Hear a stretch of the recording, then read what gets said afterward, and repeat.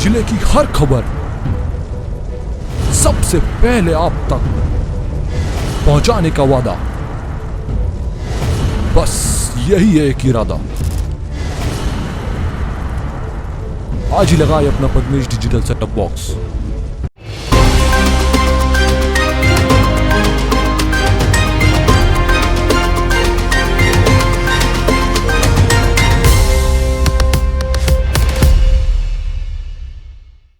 नमस्कार, आप देख रहे हैं पद्मेश 24/7 कृष्णा संडे के साथ। चलिए न्यूज बुलेटिन की शुरुआत करते हैं हेडलाइंस से।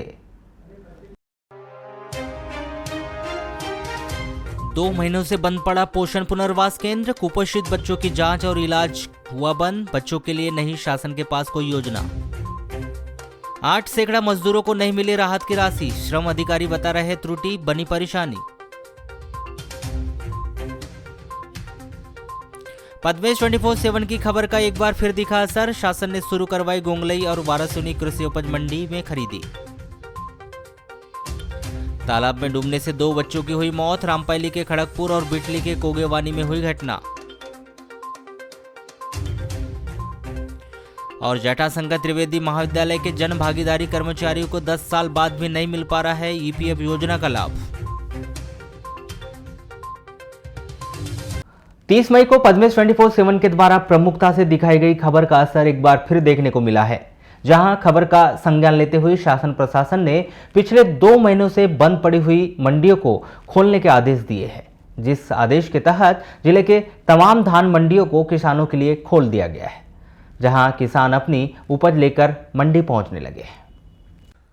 प्रदेश अनलॉक के साथ ही पिछले 2 महीनों से बंद पड़ी धान मंडी किसानों के लिए खोल दी गई है, जिससे जहां एक ओर वीरान पड़ी मंडी में रौनक लौट आई, तो वहीं दूसरी ओर मंडी खोलने के इस फैसले से किसानों और हमालों ने राहत की सांस ली। मंडी शुरू होने से किसान धान बिक्री के लिए मंडी पहुंचने लगे हैं, जिससे न सिर्फ किसानों को बिचौलिए से छुटकारा मिला है, बल्कि किसानों को फसल के दाम मार्केट से बढ़कर मिल रहे हैं। मंडी आज से माल डाला है, पर 2 दिन पहले पता चला था खुली थी, लेकिन खुली नहीं, तो आज माल डाले, आज से चालू हुई मांग। चलो क्या रेट मिल रहा है अभी? भैया अभी यहाँ पर 1300 लास्ट, 1300 है, 1280, 1290, 1250, कुछ रेट है वहाँ तक। 1300 के ऊपर कोई धान का रेट नहीं है। तो क्या दिक्कत हो रही थी? दिक्कत बहुत परेशानी बहुत हुई भी है। क्या कितना बोल रहे थे? उस समय तो कहीं 1100, 1000, 1200 धान बिकी है मात्र बस। यानी राहत मिली है मंडी खुलने से? हाँ, मंडी खुलने से राहत मिली थोड़ी सी। अभी रेट कैसा है यहाँ पे? अभी रेट थोड़ा ठीक, मतलब 1300 लास्ट, अभी उतना रेट नहीं मिल पा रहा, पर 1300 भी आज का दिन है तो 1300 लगा है, पता नहीं कल से क्या होता है। तो ये 1280 की बिकी अपनी। और पहले बेची नहीं नहीं, पहले क्या लोग, जैसे मंडी नहीं खुली थी तो दलाल लोग तो मांगते रहे होंगे, वो भी लेते थे 1200, 1250 की। यानी रेट बढ़ के मिल रहा है। हाँ जी, तो यानी खुश है मंडी खुलने से? हाँ जी, नहीं है। फिर भी रेट बढ़ना था अभी 100 रुपये, पुराना रेट भी नहीं। पिछले साल हमने 1400 की बेचे थे। अच्छा, इस साल रेट कम है? कम रेट है। चलिए, अच्छा क्या लग रहा है आपको, क्या मंडी खुलने से थोड़ी सी राहत मिली? राहत कुछ भी नहीं, पर अब ठीक, अब क्या करोगे, कहीं मजबूरी तो बेचना पड़ेगा जी, कम में बिके या ज़्यादा में बिके। मंडी खुलने से बेरोजगारी की मार झेल रहे हमालों के चेहरों पर खुशी साफ दिखाई जा रही है, जहां पुनः मंडी में रोजगार मिलने से हमाल काफ़ी खुश है। अभी तो इधर इधर हो गया सब। अभी मंडी आज से शुरू हुई है, अभी देखो 10-15 हमाल है अभी, और धीरे धीरे इधर इधर सब जुगाड़ करेंगे। 20-25 हमाल है, सब मिला कर लाएंगे। तो ये बताइए कि जैसे अब तक मंडी बंद थी, अब बहुत तकलीफ थी भैया हम लोग को। क्या दिक्कतें आ रही थी? बहुत दिक्कत, कमाने खाने का रोजी रोटी नहीं चल रही थी अभी हमारे लोग का। तो बाहर रोजगार नहीं मिल रहा था? नहीं मिल रहा था अभी कई सेठों लोग ज़्यादा, पर ऐसे ही काम मिल रहा था। अच्छा, मंडी क्यों बंद कर दिया गया था? मंडी बंद करे थे, अब वही अब नहीं, कई सरकार कारण से बंदी हुई थी। अब क्या, अभी खुश है? अभी मंडी चालू हो तो हमको अच्छा लग रहा है। चर्चा के दौरान गोंगले कृषि उपज मंडी सहायक ग्रेड 3 प्रकाश सोनवा ने बताया कि शासन प्रशासन के द्वारा 1 जून से मंडी खोलने के निर्देश मिले थे, जिसके तहत किसानों के लिए खोल दी गई है, जहां धान खरीदी का 3 जून को पहला दिन है। आज से मंडी में धान की आवक प्रारंभ है। 1 तारीख से चालू कर दी थी हम लोगों ने मंडी, लेकिन किसान ने आज से 3 तारीख से माल किसान ने आज डाला है। करीब आज 400 कट्टे माल आया मंडी में। ये पहला दिन है? पहला दिन है आज। अच्छा, इससे बाकी किसानों को कैसे सूचित कर रहे हैं? क्योंकि क्या यानी गांव में मुनादी या आजू बाजू गांव में बतला कि मंडी चालू हो गई, लॉकडाउन खत्म हो चुका है, शासन द्वारा लॉकडाउन समाप्त कर दिया गया है, तो मंडी हमने प्रारंभ कर चुके हैं। तो आप अपनी ढेर ला के बिक्री हेतु, और व्यापारी की मीटिंग भी हो चुकी है, आपकी खरीदी करने आएंगे करके व्यापारी की मीटिंग ली हमारे द्वारा 1 तारीख को। है ना। उसके बाद से किसानों को बताया तो किसानों को अब आना चालू हो गया। आज पहला दिन था इसलिए आवक कम है, धीरे धीरे बढ़ेगी मंडी की अब आवक। कितने व्यापारी ने? जिले के रूपजर थाना क्षेत्र के अंतर्गत बालाघाट रोड चिकलाजोड़ी और लौगुर के बीच मोटरसाइकिल पेड़ से टकराने से मोटरसाइकिल में सवार एक व्यक्ति की मौके पर ही मौत हो गई। मृतक लोकेश पिता देवलाल राहंगडाले 36 वर्ष ग्राम लिंगा थाना परसवाड़ा निवासी है। 2 जून को दोपहर में यह सड़क दुर्घटना उस समय हुई जब यह व्यक्ति मोटरसाइकिल में बालाघाट से अपने गांव लिंगा जा रहा था। रूपजर पुलिस ने मर्ग कायम कर जांच शुरू की है। प्राप्त जानकारी के अनुसार 2 जून को लोकेश राहंगडाले अपनी मोटरसाइकिल में ऑटो पार्ट्स खरीदने के लिए सिलसिले में बालाघाट आया था और बालाघाट से काम होने के बाद लोकेश राहंगडाले मोटरसाइकिल से अकेले बालाघाट से अपने गांव लिंगा जाने निकला था। बैयर रोड ग्राम लौगुर और चिकलाजोड़ी के बीच तेज रफ्तार मोटरसाइकिल रोड किनारे पेड़ से टकरा गई, जिसमें लोकेश राहंगडाले की मौके पर ही मौत हो गई। भरवेली थाना क्षेत्र के अंतर्गत आने वाले ग्राम आवलाझरी में बीती रात चोरों ने एक मकान को निशाना साधते हुए मकान के अंदर रखी अलमारी से नकदी और सोने चांदी के जेवरात सहित करीब 4.5 लाख रुपए की चोरी कर ली। भरवेली पुलिस ने मधुसूदन बनोटे के द्वारा की गई रिपोर्ट पर अज्ञात आरोपी के विरुद्ध चोरी का अपराध दर्ज कर जांच पड़ताल शुरू की है। प्राप्त जानकारी के अनुसार 2 जून की रात्रि मधुसूदन बनोटे परिवार के साथ खाना खाकर घर में सो गए थे। गर्मी होने से उन्होंने दरवाजा खुला रखा था। घर के अंदर ही अलमारी है जिसमें नकदी रुपए और सोने चांदी के जेवरात रखे हुए थे। 3 जून को सुबह मधुसूदन बनोटे और उनका परिवार उठा तो देखा कि घर के अंदर अलमारी खुली हुई थी। अलमारी में रखे नगद 3.5 लाख रुपए और सोने चांदी के जेवरात नहीं थे। चोरी गए सोने चांदी के जेवरातों की कीमत करीब 1 लाख रुपए बताई गई है। शिकायत पर पुलिस ने जांच शुरू की है। जिले के अग्रणी शिक्षण संस्थान शासकीय जटाशंकर त्रिवेदी महाविद्यालय में करीब 10 सालों से जन भागीदारी समिति के माध्यम से सेवाएं दे रहे कर्मचारियों को अब तक ईपीएफ राशि का लाभ नहीं मिल पाया है। इन कर्मचारियों का ईपीएफ काटे जाने को लेकर पूर्व में ही शासन स्तर पर आदेश जारी किए जा चुके हैं, लेकिन इसके बावजूद भी कॉलेज प्रबंधन के द्वारा उन्हें अब तक आश्वासन देकर ही टाला जा रहा है, जिसको लेकर कर्मचारियों ने नाराजगी जताई है। पीजी कॉलेज के कर्मचारी सुनील तोमर ने बताया कि सभी कॉलेजों में जन भागीदारी समिति के कर्मचारियों का ईपीएफ जमा किए जाने की प्रक्रिया आरंभ कर दी गई है, लेकिन शासकीय जटाशंकर त्रिवेदी महाविद्यालय में यह प्रक्रिया अब तक नहीं अपनाई गई, जबकि शासन स्तर पर पूर्व में ही आदेश जारी कर दिए गए हैं। सितंबर माह में उच्च शिक्षा विभाग ने हमारी मांग को दृष्टिगत रखते हुए ईपीएफ काटने के लिए, जन भागीदारी कर्मचारियों का ईपीएफ काटने के लिए तो प्रदेश के समस्त महाविद्यालयों को आदेशित किया गया था, लेकिन महाविद्यालयों द्वारा जन भागीदारी कर्मचारियों का ईपीएफ नहीं काटा जा रहा है, जो कि नियम संगत चीज़ है।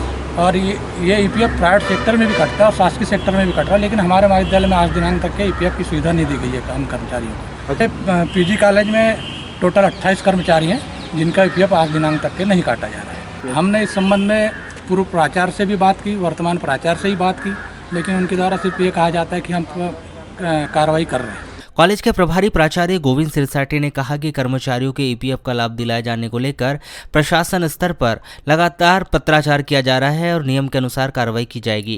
ईपीएफ जारी करने के आदेश तो पहले से जारी होते गए हैं, लेकिन अभी उसके बारे में कोई कार्रवाई नहीं हुई है और उस प्रकरण को हम देखते हैं, क्योंकि यहाँ से शासन को पत्राचार किया गया है और उस पत्राचार के माध्यम से ये है कि क्योंकि नहीं काटने के बारे में प्रेषित पत्र किया गया है कि हम नियोक्ता नहीं है ऐसा करके, तो मैं वो फाइल अभी देख रहा हूँ और उसमें जो भी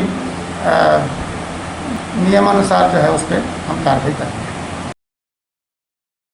कोरोना संक्रमण महामारी का प्रभाव वाराणसी शहर में भी बहुत अधिक दिखाई दिया। नतीजा नगरपालिका क्षेत्र के अंतर्गत 15 वार्डों में 3 माह में मौतों को चौंकाने वाले आंकड़े मिल रहे हैं। मार्च, अप्रैल और मई में 15 वार्डों में 101 लोगों की मौत हुई है। यह वह आंकड़े हैं जिनके नगर पालिका के द्वारा मृत्यु प्रमाण पत्र जारी किए गए हैं। वहीं इसमें ऐसे भी कुछ आंकड़े हैं जिनकी मृत्यु हुई पर उनके परिवार के बारे में पता नहीं चल पाया।